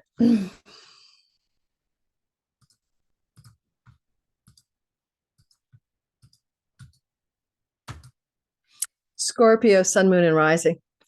It really is a window of time that you've been working hard, September 27th to the Thursday, the 3rd of October, grinding with this energy that's been playing out of Saturn in a trine to Mars. And you've been grinding with matters of business entrepreneurial stories, creative projects and artistic endeavors, or business projects, or you've been grinding in terms of things to do with your fun, joy, and play and pleasure. We're working hard to find the fun and play and pleasure in life, because that's where Saturn is, your joy house. And there is a trine, however, to Mars that you've been working with a steady perseverance, especially around matters to do with visas, passports, foreign travel. Now, Mars is in his fall, and my son's a Scorpio rising. He called me the other day and just said, I can't find some document I need to renew my passport. Do you have it, Mom? Of course I don't. I gave it to him years ago. He's 35. So he has to go through a rigorous application process. It could take 4 months to get this thing going back again. His passport was stolen from his car. This is exactly, Mars is a god of thievery in the house of his fall, sign of his fall, in the sign of, you can't make this stuff up, visas and passports. So literally that's what my son's living through. So that's what Mars is doing, but he's working with Saturn, right, in a flowing state, September 27th to the 3rd of October. So allowing you to be patient and perseverant in getting the things you want. Leisure travel, Saturn. That's what my son wants to take a leisure trip abroad. Good luck. I think it's called a honeymoon. That's not going to happen until he can straighten this thing out. But if he's trying to work it out, I'm just using him as an example, then Venus is bringing luck. So things could turn around for some of you who've been grinding and persevering and working hard to get something done that's been not easy. In your 9th house, 3rd house. So academics, applications to school, book publishing, creative project, artistic projects, situations with your children in school, situations with your romantic partner, and travel. These are things that you've been grinding on. September 27th, working hard, not quitting, not going to give up, not going to quit. Then we get the final touch. Venus adds the grace here, the grace of Venus. Lucky things happen to you. So something is going to work out in your behalf here, where you've been working hard. You see positive developments coming through Thursday, definitely Thursday. So Thursday through to Sunday, Venus glows you up and things begin to smooth out. And also, if you want to get some kind of kind of more alignment with your purpose, your dharma. Like you last saw this in 1994. These are dharma houses, and Venus is going to ask you, what do you value? What do you want? What do you truly desire about meaningful things in your life, including the work path that you're on? The grit is there as well as the grace, and the grit is simple. And we have this eclipse, by the way, October 2nd in your 12th house. Go watch the video that came out on Sunday for your sign and understand the meaning of that eclipse. But the grit is coming through. The challenge is coming through from Mercury, who was housed with that eclipse on Tuesday the 2nd. He's now moved on from it. He's still invisible. And Mercury will square Mars. Now, Mercury square Mars from the house of invisible things and hidden enemies and hidden things and self-undoing, squaring Mars in the 9th house, looks like Friday through Saturday. There may be some trip-ups here. You could have a conflict with revenue or generated from foreign shores. You might have a difficult bit of information, news, or whatever to do with somebody in a hospital, including father figures. And with Libitina, sitting with Mars, news or information about a father figure in a hospital. Eclipse was there. You go watch my video. Or another bit of grit in the whole thing would be some kind of challenge around a book publishing project, an artistic project, and some kind of conversation around ideas. And this can also look like a need for you to make some changes in a project that you've been working on behind the scenes by yourself. And you may be resisting it. Like this can be like the editor, the agent, or the publishing company or something giving you grief about rewrites or reframing something that you've been working on. Watch out for hidden enemies that come out of the woodwork that want to destabilize you in your spiritual path or your call to travel plans, or your just the hidden enemies, people you don't know that don't have your back, is Mercury, and he squares that 9th house Mars. Yee. So there is that as well. Yeah, that's all I'm going to say.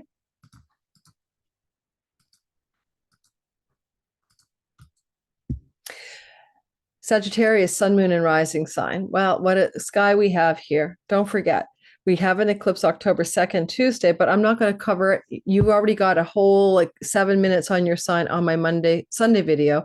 Go watch that video. It's a very important video for you or for the world. But this week ahead, eclipse aside, go back to September 27th through to October 3rd. You've been working hard with no way you're going to give up. I'm not giving up, you say to yourself, on matters to do with the money you share with your spouse, the money you share with business partners, your unearned income, stock investments, taxes, rebates from insurance companies, debts, credit cards, mortgages. I'm not giving up, connected to perseverance and discipline in your fourth house of property, land, home, real estate, some elder in your home, so a sense of isolation in your home, some sense of responsibility and duty to others in your home. And this thing has been playing out now, and money and earnings and resources that can come from these things I just outlined. You have been like persevering. You're not going to give up. You're just going for it. You're working hard to get something stabilized in and from your home life. Now, because this money is shared with the spouse and Jupiter is in the 7th house of the spouse, there's possibilities that there's been some deep work going on with you and a significant other, maybe finding money for something to do with the house, build a house, stabilize the house, move an elder into the house, and the financial things needed to make that happen. Mars is with Libitina, the funeral asteroid, in the house of death. And there's an elder in this 4th house. So Grandpa Joe has passed, and you have to straighten out the money situation. And you've been working hard to figure out all the details of the inheritance and the will and the barrister and all of that. That may have been going on for some of you, that kind of, funerals, death, legacy, wealth, inheritance stories. Not all of you, of course. Now, as time goes on, though, Venus wants to bring some sweetness to all of this intense work that you've been doing. By the 3rd of October to the 6th of October, Thursday through Sunday, possibly you're going to see some gifts from Venus in your 12th house. Now, everything comes with a bit of a bittersweet edge here, but this is a house of hospitals. Will there be an elder grandparent or mother figure who's not doing well, ailing, and then will there be isolation for that person, moving them into an old age home, moving your elder or your partner's elder into an old age home, moving, or just seeing somebody older than you an older person in a hospital setting and having to deal with it. But why is it flowing? Because it's bringing goodness to it, even though it's a challenging houses. It's still a flowing relational energy field. Do you have an elder sibling that you may have to see financial matters resolved in a harmonious way that may connect to the themes of legacy, wealth, property, land, home, childhood, estate matters, and maybe backroom deals and negotiations or hospitals, and it may connect to the theme of elder sibling.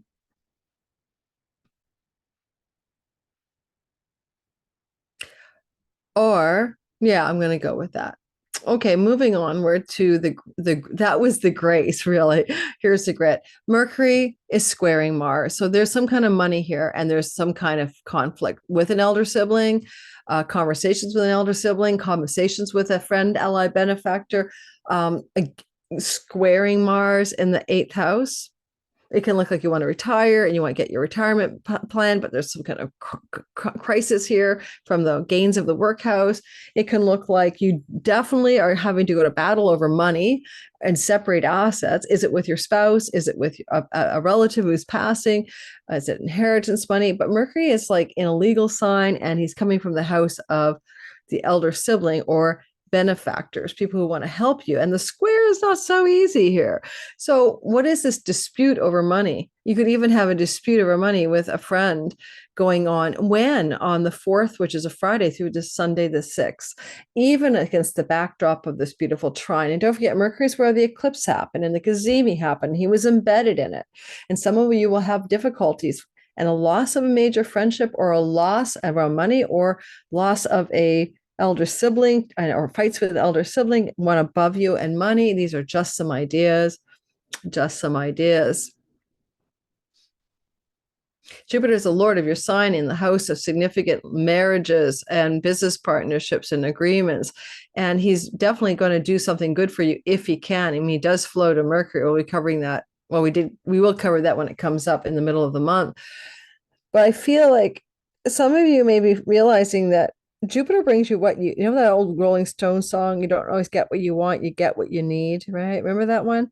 That's what Jupiter says in the 7th house, because you don't decide everything there. Other people do, right? Your spouse does, your business partner does, someone in charge of something beside you is making benefic decisions, I think, with this placement or conversation. So ultimately, maybe your significant other is actually calling some shots, or business partner. And the reason I'm bringing that up now is because Mars is literally in the house of assets you share and resources you share with those significant others. They're your co-shared funds. And there's conflict coming here for some of you. Okay. Whew. All righty. Stay tuned for more in the weeks ahead, because you'll get a glow up from Jupiter to Mercury, and we'll talk about that in a separate video.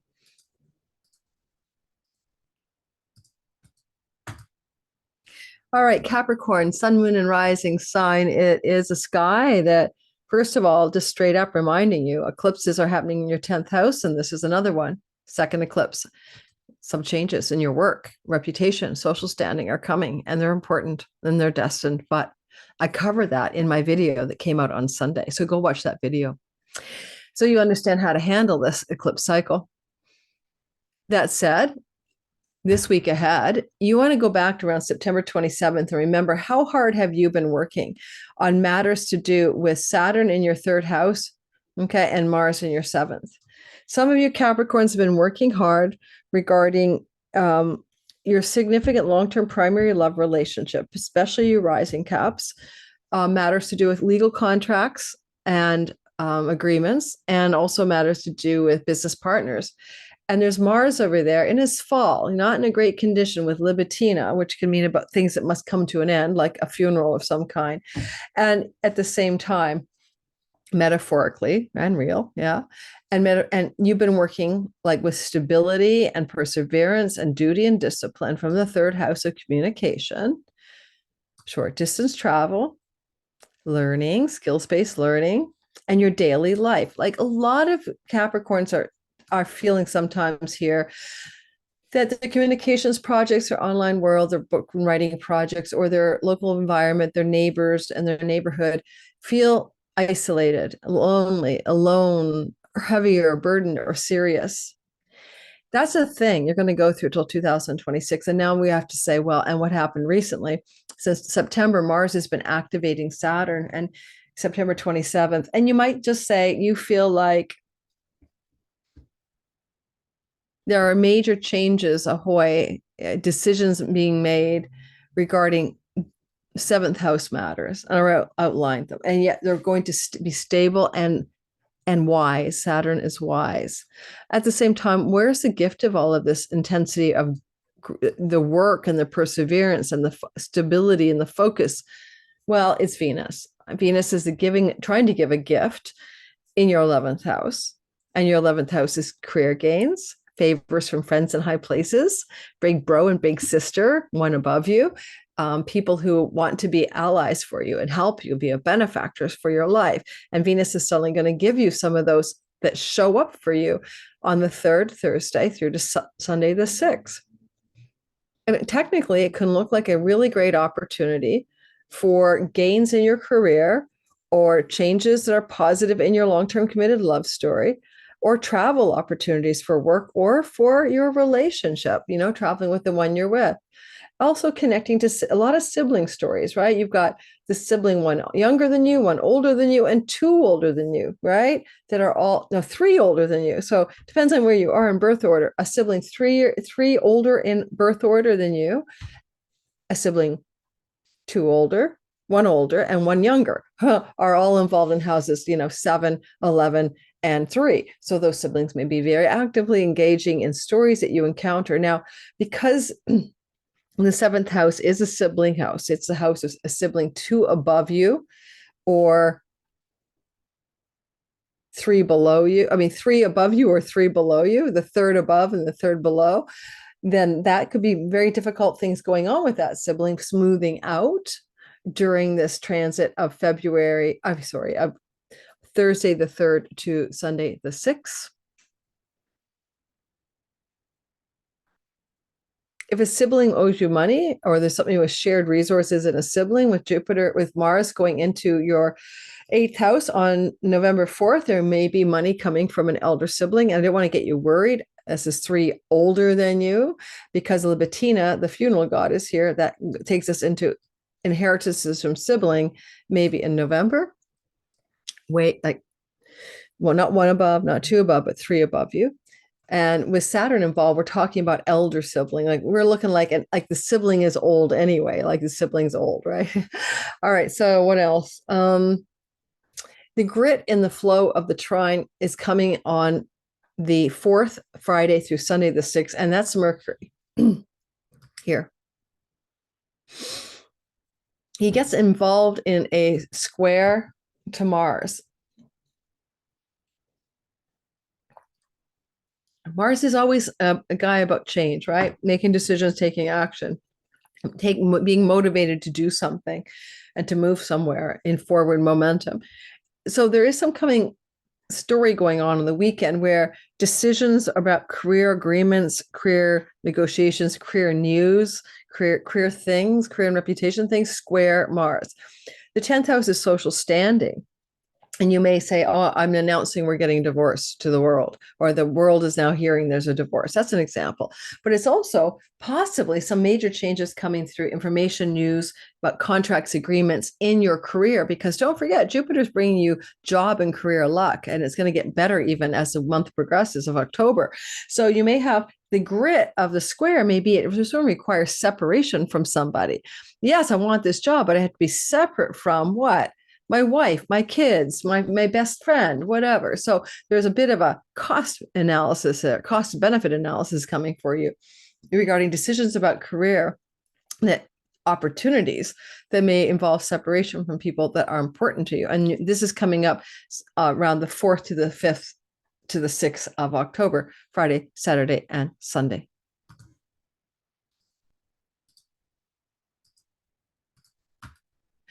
Aquarius, sun, moon, and rising sign. So it looks like you got to go back and remember, and don't forget there is an eclipse in your ninth house flowing to you. You don't mind it so much, but reminding you, why would I tell you about it all over again when it's on the Monday video? And as Aquarius rising like you, I went into a lot of detail because I can really, jive with what's going on. But for you Aquarius sun, moon, and rising sign, go back to September 27th all the way through to about October the 3rd, or you've been really actively disciplined and focused on hard work and money gains. All right. End of story. Or restricting your diet. As an Aquarius rising, what did I start doing? I went into the autoimmune protocol diet and have been working really hard, especially in a flowing and easy way since around September 27th, even though I started much earlier, where I've gotten used to this diet, love it. And I don't think I can ever go back to eating some of the old foods I ate. And I'm feeling really good on it. So Mars trining Saturn is exactly restriction of food, second house Saturn, what you put in your mouth, Mars, actions you take to better your health. So Mars cuts away things, Saturn restricts things, exactly what the AIP protocol, autoimmune protocol diet is. It takes almost all these other foods out that you only have a few left you can eat, and you can tell what your body likes or doesn't like. Now, because of Libitina here, there could be a loss of a pet, the death of a pet.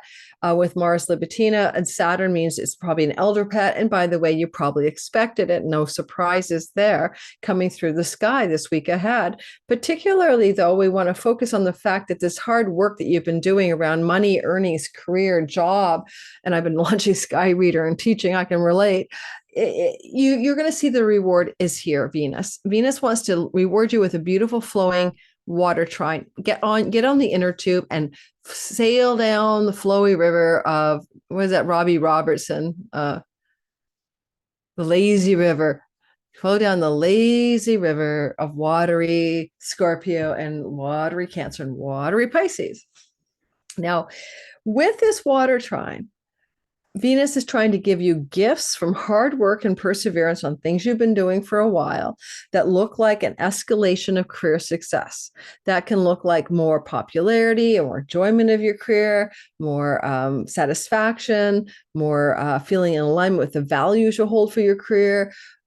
Sometimes Venus in the 10th house does bring raises or promotions or positive perks in the career as well. But it's like career, money, and work alignment are here in a flowing way. Thursday the 3rd through Sunday the 6th of Sunday the 3rd of October to Sunday the 6th of October. There's a bit of grit here, a little grit in the way. And one of the pieces of grit is a Mercury's square to to Mars. Now, Mercury is the information and news guy. He was all bundled into the CAZIMI and the Eclipse on Tuesday, which I talk about. And this is a house of publishing, book publishing, contracts, visas, travel, higher education, guides, mentors, and teachers. And Mercury from this place squares Mars in the house of work. There's some action or decisions needed in the 9th house matters relative to the 6th house. Now, really interestingly, it can be something small, an email, phone call, or text message. It comes through Friday through Sunday from a 9th house situation, a judge, a court, a visa thingy, something to do with publishing, book publishing, travel opportunities, educational opportunities. And it's news and it's information, but it squares Mars, and Mars is busy. He's got an agenda. He's working on a career glow up for you. And you might need to make some decisions around the work situation in order to accommodate what Mercury is trying to offer you in the 9th house. So I'll make an example. I've got this agent waiting for me to do a book proposal on my astrology book. I want to do it. Of course I do. I'm slammed. So I need to sit down and do it, right? So this could be a gritty moment or a tension moment in the sky where I finally do sit down and do it. Or he fires off an email and says, get around to it already. I'm moving on. So this is a tension we could all feel as a gritty bit of, paper, sandpaper in an otherwise flowing sky on Thursday, Friday, Saturday, and Sunday.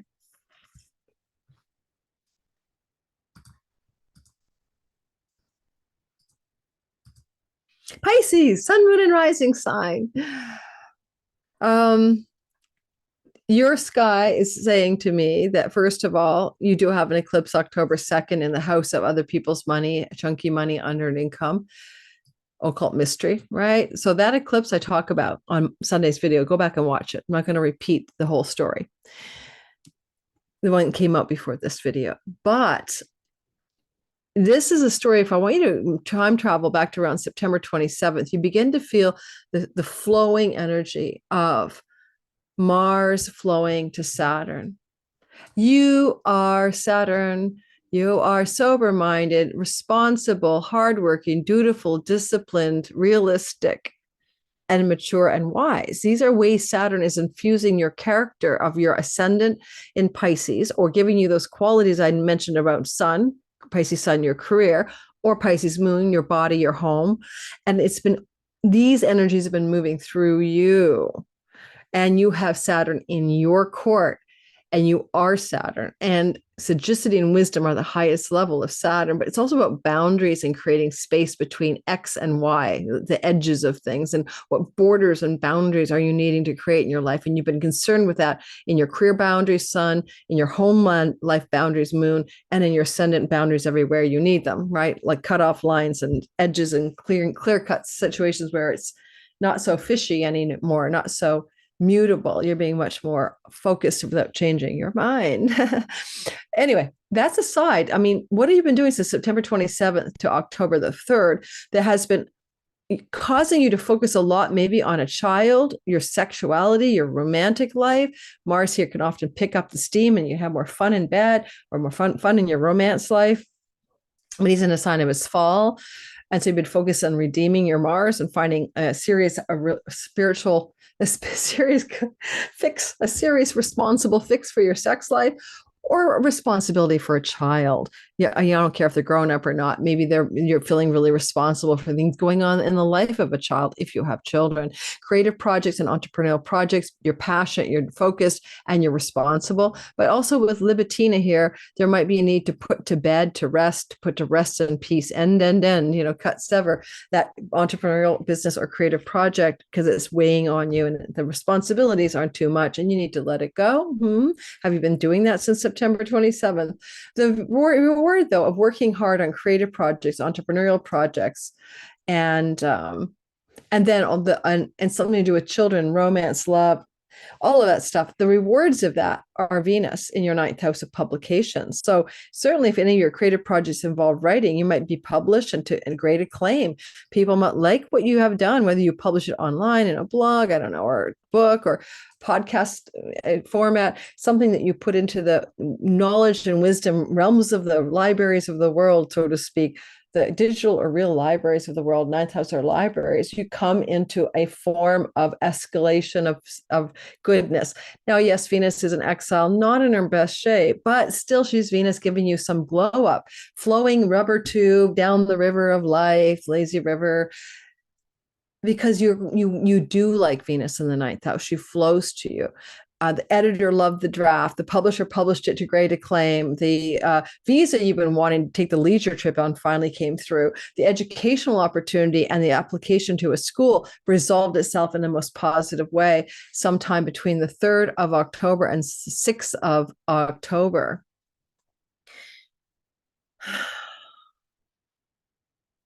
And the grit is here. Saturn is here. I mean, Mercury is here, where the eclipse happened in the resource house of other people's money that you access, including banks and mortgages, squared Mars.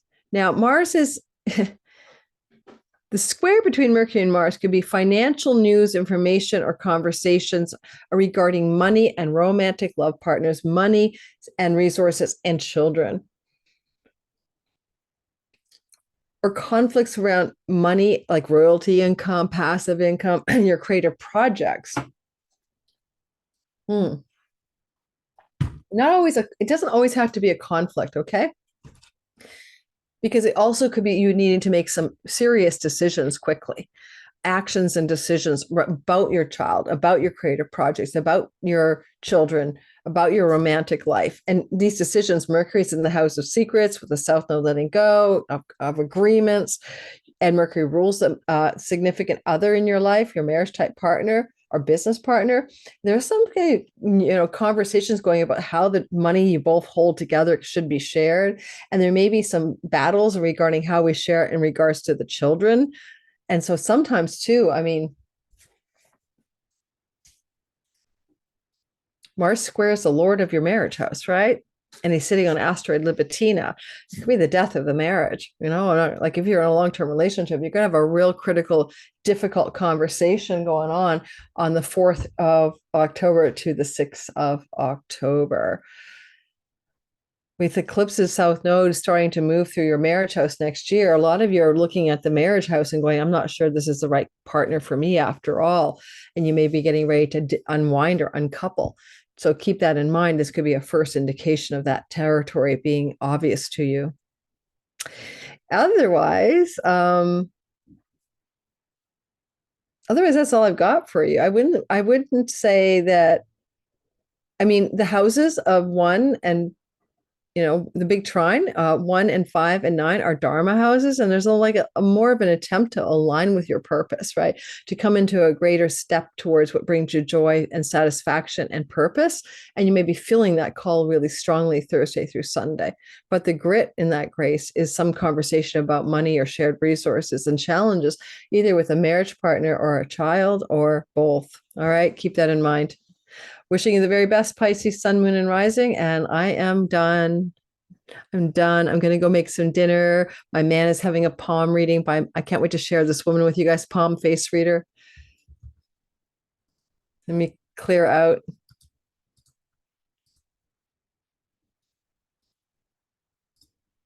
I'm having a palm reader, face reader lady come to my channel to do election panel because she's also an astrologer. And I almost don't want to share it with the world because she's so good. She did a palm face reading for me and blew me away, palm and face. So I've gifted friends and family with her.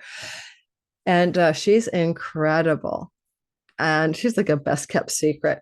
So I'll be sharing her on my election panel that I'm recording on the 3rd of October, which will probably come out on the Sunday after that, which would be Sunday the 6th. I hope you're looking forward to that. At an Ellen Bus, S.J. Anderson, Lenormand Tarot Reader, Erica Robinson, the Urban Witch, Christina, Simon, and a young astrologer, Cutie Pie Astrology, I think is her channel.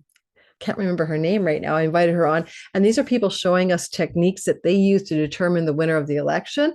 Each technique is different. Each reason for their conclusions are different. And that's why we're showing you different ways to come to the same answer or different answers, right?